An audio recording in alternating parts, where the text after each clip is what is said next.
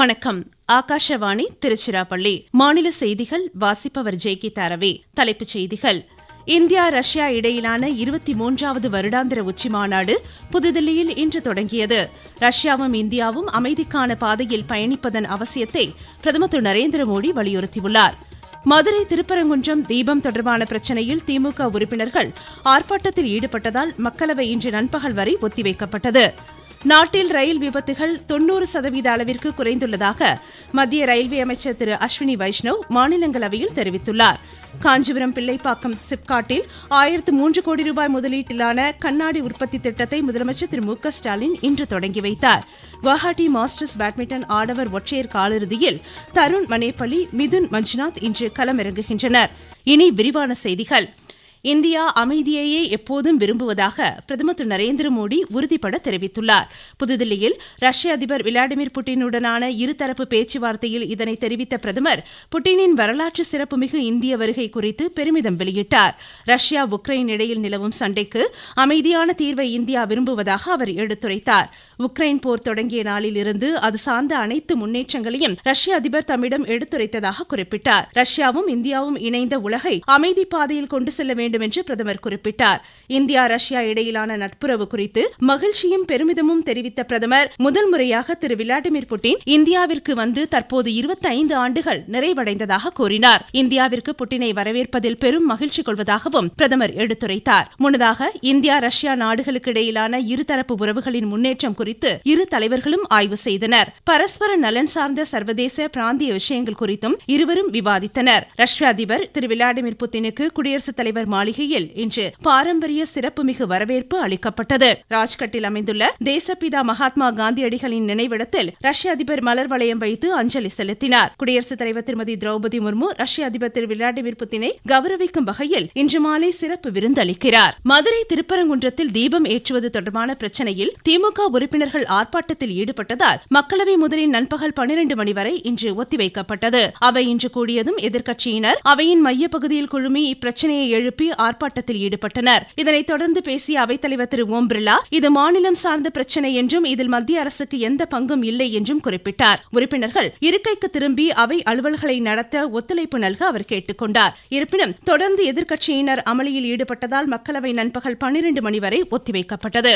மீண்டும் அவை கூடியபோது திமுக உறுப்பினர்களின் நடவடிக்கைக்கு நாடாளுமன்ற விவகாரங்களுக்கான இணையமைச்சர் டாக்டர் எல் முருகன் கண்டனம் தெரிவித்தார். மாநிலத்தில் விவாதிக்க வேண்டிய பிரச்சினையை வேண்டுமென்றே திமுக உறுப்பினர்கள் எழுப்பி அவையை முடக்குவதாக அவர் குற்றம் சாட்டினார். மாநிலங்களவையிலும் இதே பிரச்சினையில் திமுக உள்ளிட்ட எதிர்க்கட்சியினர் அவையிலிருந்து வெளிநடப்பு செய்தனர். பின்னர் நாடாளுமன்ற வளாகத்தில் செய்தியாளர்களிடம் பேசிய பிஜேபி உறுப்பினர் திரு தேஜஸ்வி சூர்யா, கார்த்திகை தீபம் ஏற்றுதல் பிரச்சினையில் பிஜேபி உறுப்பினர்கள் கைது செய்யப்பட்ட விவகாரத்திற்கு கண்டனம் தெரிவித்தார். வரும் தேர்தலில் தமிழகத்தில் மக்கள் திமுக ஆட்சியை வெளியேற்றுவார்கள் என்றும் அவர் கூறினார். சுகாதார கட்டமைப்பு மேம்பாட்டிற்காக மத்திய அரசு ஒதுக்கிய நிதியை மாநிலங்கள் பயன்படுத்தாமல் இருப்பதாக மத்திய சுகாதார குடும்ப நலத்துறை அமைச்சர் ஜே.பி. நட்டா குற்றம் சாட்டியுள்ளார். மாநிலங்களவையில் இன்று துணை கேள்விகளுக்கு பதில் அளித்த அவர், மத்திய அரசு சுகாதாரத்திற்காக 64,000 கோடி ரூபாயை மாநிலங்களுக்கு வழங்கிய போதிலும் இதுவரை 30,000 கோடி ரூபாய் மட்டுமே செலவழிக்கப்பட்டிருப்பதாக கூறினார். மத்திய அரசு மொத்த உள்நாட்டு உற்பத்தியில் சுகாதாரத்திற்காக 2.5% நிதி பயன்பாட்டிற்கு இலக்கு நிர்ணயித்திருந்த போதும் இதுவரை 1.9% நிதி மட்டுமே பயன்படுத்தப்பட்டிருப்பதாக குறிப்பிட்டார். நாட்டில் ரயில் விபத்துகள் 90% அளவிற்கு குறைந்துள்ளதாக மத்திய ரயில்வே அமைச்சர் திரு அஸ்வினி வைஷ்ணவ் தெரிவித்துள்ளார். மாநிலங்களவையில் இன்று கேள்வி நேரத்தின் போது இதனை தெரிவித்த அவர், விபத்துகளுக்கான காரணங்களை அரசு ஆராய்ந்து உரிய நடவடிக்கைகளை எடுத்ததால் எண்ணிக்கை பெருமளவு குறைந்ததாக குறிப்பிட்டார். உள்நாட்டில் வடிவமைக்கப்பட்ட தானியங்கி ரயில் பாதுகாப்பு கவாச் முறையால் ரயில் விபத்துகள் தடுக்கப்பட்டுள்ளதாகவும் அவர் கூறினார். வக்ஃப் சொத்துக்களுக்கான இணையதளத்தில் 1,51,000 வக்ஃப் சொத்துக்கள் மட்டுமே இதுவரை பதிவு செய்யப்பட்டுள்ளதாக மத்திய சிறுபான்மையின விவகாரங்களுக்கான அமைச்சர் திரு கிரண் ரிஜிஜு கூறியுள்ளார். புதுதில்லியில் இன்று செய்தியாளர்களிடம் பேசிய அவர், வக்ஃப் சட்டம் நடைமுறைப்படுத்தப்பட்ட பின்னர் இந்த இணையதளம் தொடங்கப்பட்டு 6 மாத கால அவகாசம் வழங்கப்பட்டிருந்ததை சுட்டிக்காட்டினார். இந்த கால அவகாசம் இன்றுடன் முடிவடையும் நிலையில் லட்சக்கணக்கான சொத்துக்கள் இதுவரை பதிவு செய்யப்படாமல் உள்ளதாக அவர் கூறினார். உமீத் இணையதளத்தில் அடுத்த 3 மாதங்களுக்குள் சம்பந்தப்பட்டவர்கள் தங்களது சொத்துக்களை பதிவு செய்ய அமைச்சர் அறிவுறுத்தினார்.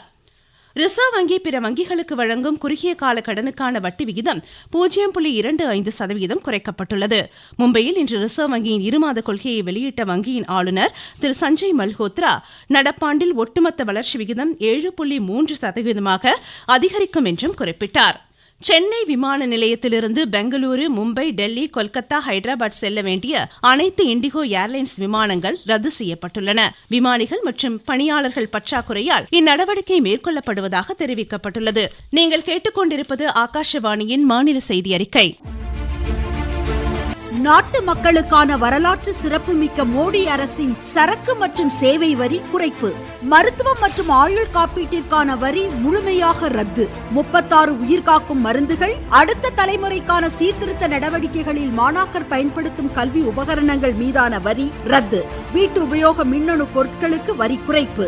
பால் பொருட்கள் மீதான வரி 12% 5% குறைப்பு. வேளாண் இயந்திரங்களுக்கான வரியும் 5% குறைப்பு. வளர்ச்சியடைந்த இந்தியாவிற்கான பயணத்தில் நரேந்திர மோடி அரசு தொடரும் சீர்திருத்த நடவடிக்கைகள்.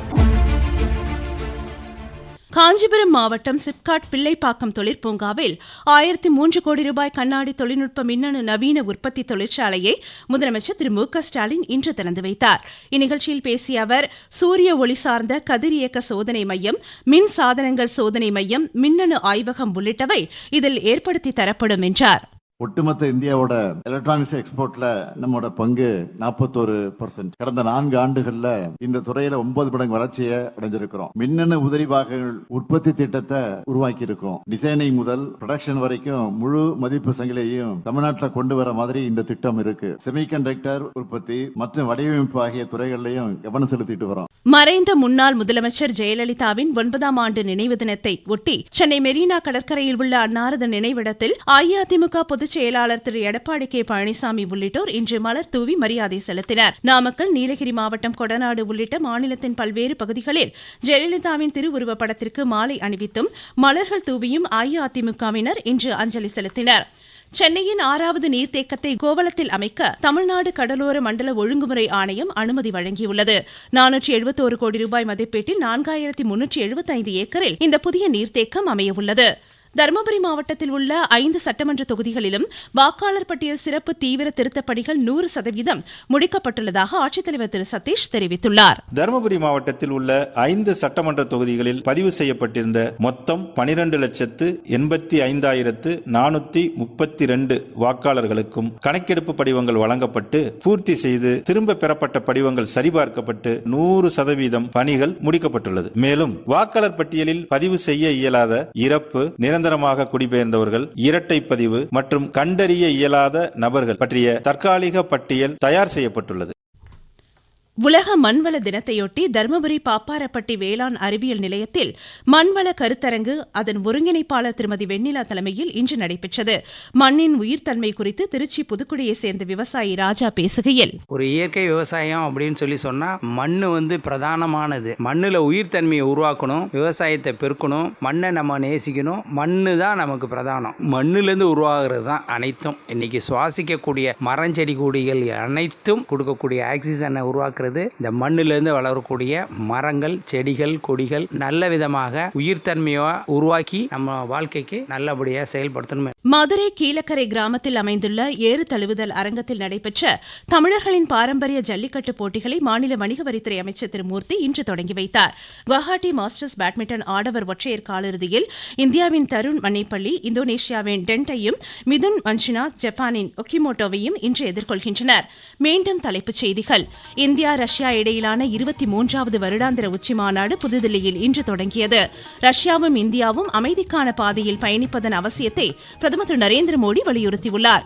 மதுரை திருப்பரங்குன்றம் தீபம் தொடர்பான பிரச்சினையில் திமுக உறுப்பினர்கள் ஆர்ப்பாட்டத்தில் ஈடுபட்டதால் மக்களவை இன்று நண்பகல் வரை ஒத்திவைக்கப்பட்டது.